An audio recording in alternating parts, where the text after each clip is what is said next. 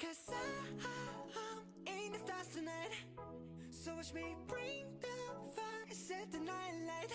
Assalamualaikum warahmatullahi wabarakatuh.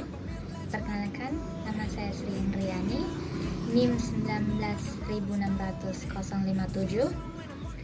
Nah, di sini saya akan menjelaskan tentang prinsip pembelajaran bermakna, yaitu meaningful, scientific, constructive. Nah, ada 3. Nah, di sini saya akan menjelaskan tentang meaningful. Nah, apa sih itu meaningful? Meaningful atau pembelajaran bermakna yaitu suatu proses mengaitkan informasi baru pada konsep-konsep relevan yang terdapat pada struktur kognitif seseorang. Nah, apa sih itu kognitif? Struktur kognitif yaitu fakta-fakta atau konsep-konsep dan juga generalisasi yang sudah dipelajari dan diingat oleh siswa. Atau pembelajaran bermakna adalah suatu proses pembelajaran di mana informasi baru ini dihubungkan dengan struktur pengertian yang sudah dimiliki seseorang yang sedang melalui pembelajaran. Pelajaran bermakna itu terjadi apabila siswa boleh menghubungkan fenomena baru ke dalam struktur pengetahuan mereka. Artinya yaitu bahan subjeknya itu mesti sesuai dengan keterampilan siswa dan mesti relevan dengan struktur kognitif yang dimiliki oleh siswa. Nah, oleh karena itu subjek mesti dikaitkan dengan konsep-konsep yang sudah dimiliki oleh para siswa sehingga konsep-konsep baru tersebut benar-benar terserap oleh siswa. Nah, pembelajaran itu bisa menjadi bermakna ketika siswa dapat menghubungkan satu konsep dengan konsep yang lainnya. Proses penghubungan ini tergantung dari banyaknya pengalaman konsep yang dimiliki oleh siswa. Siswa akan mudah memahami sebuah konsep tersebut jika mengalaminya langsung dan kita bisa merasakan dan juga konsep itu tidak abstrak. Sebagai contoh, kita ambil dari ilustrasi konsep sungai. Nah, sungai itu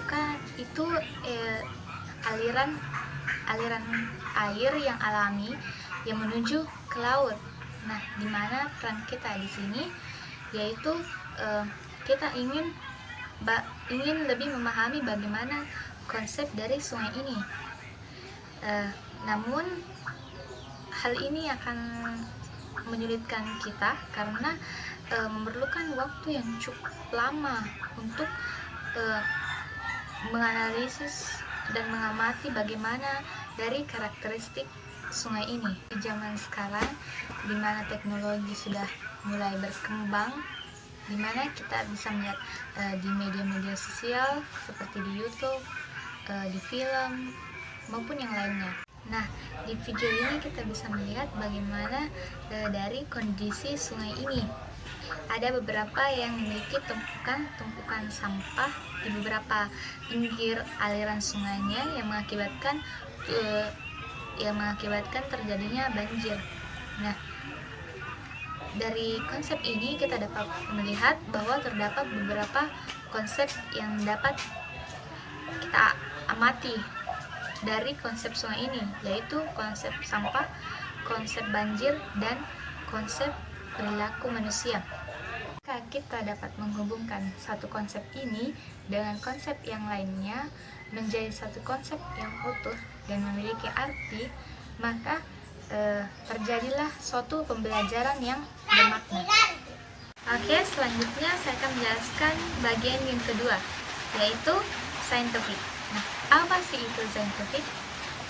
Yaitu konsep dasar yang mewadahi, menginspirasi, menguatkan, dan melatari pemikiran tentang bagaimana metode pelajaran yang akan diajarkan berdasarkan teori-teori tertentu. 세상의 소리 질러 Bismillahirrahmanirrahim. Assalamualaikum warahmatullahi wabarakatuh.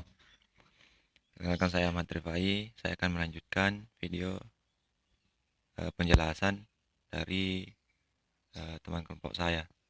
Ya, di sini pendekatan saintifik dalam pembelajaran harus memenuhi 3 prinsip utama, yaitu yang pertama, belajar siswa aktif. Dalam hal ini termasuk inquiry based learning atau belajar berbasis penelitian, cooperative learning atau belajar berkelompok, dan belajar berpusat pada siswa atau biasa dikatakan sebagai student center. Nah, yang kedua, assessment berarti pengukuran kemajuan belajar siswa yang dibandingkan dengan target pencapaian tujuan belajar. Nah, yang ketiga, keberagaman mengandung makna bahwa dalam pendekatan ilmiah mengembangkan pendekatan keragaman. Pendekatan ini membawa konsekuensi siswa unik.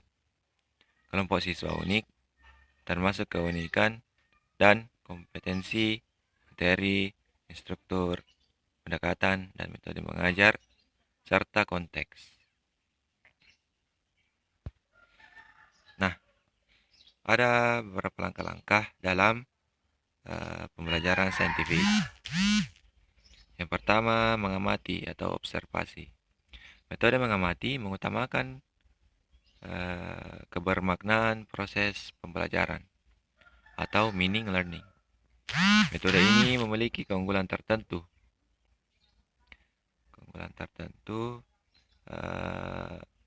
Seperti menyajikan media objek secara nyata. Peserta didik senang dan tertantang dan mudah pelaksanaannya. Metode mengamati sangat bermanfaat bagi pemenuhan rasa ingin tahu peserta didik, sehingga proses pembelajaran memiliki kebermaknaan yang tinggi. Kegiatan mengamati dalam pembelajaran dilakukan dengan menempuh langkah-langkah sebagai berikut. Ada beberapa langkah-langkah yang dapat dilakukan dengan menempuh beberapa yang seperti berikut. Yang pertama, menentukan objek apa yang akan diobservasi. Yang kedua, membuat pedoman observasi sesuai dengan lingkup objek yang akan diobservasi. Yang ketiga, menentukan secara jelas data-data apa yang perlu diobservasi, baik primer maupun sekunder. Yang keempat, ada yang dikatakan menentukan di mana tempat objek yang diobservasi. Yang kelima, menentukan secara jelas bagaimana observasi akan dilakukan untuk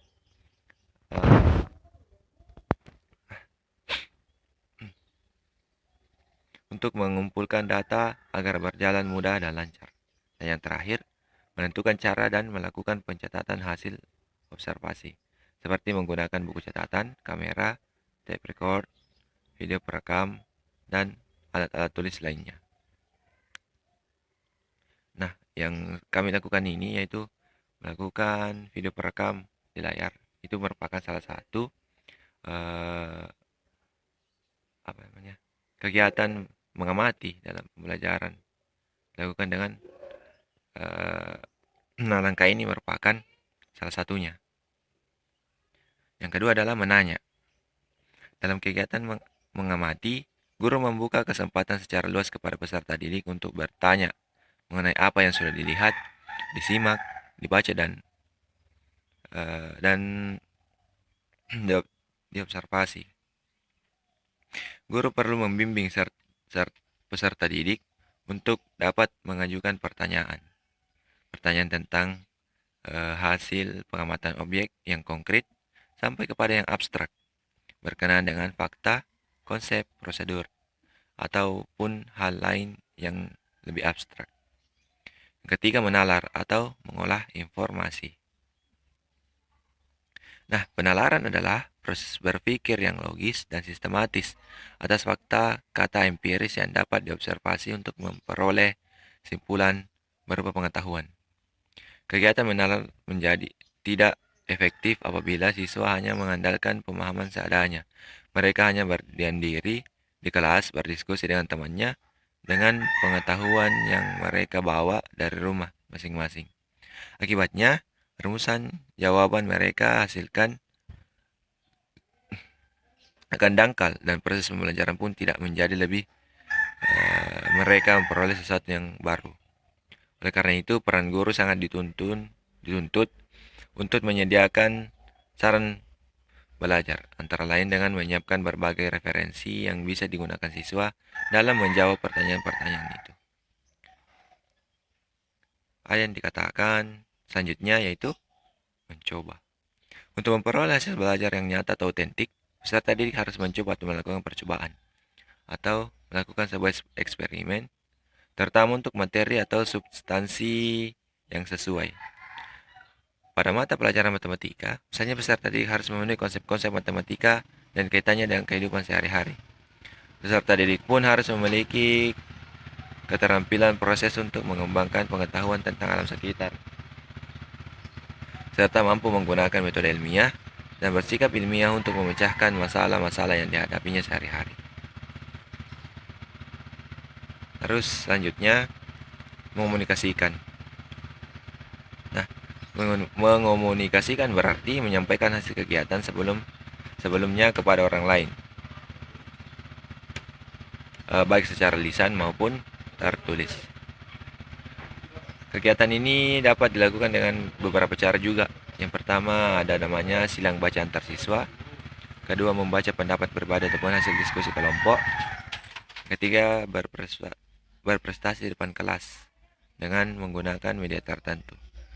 Kemudian memajang karya di majalah dinding.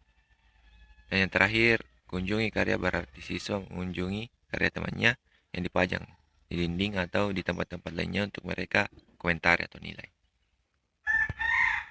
Nah, ada konstruktivis.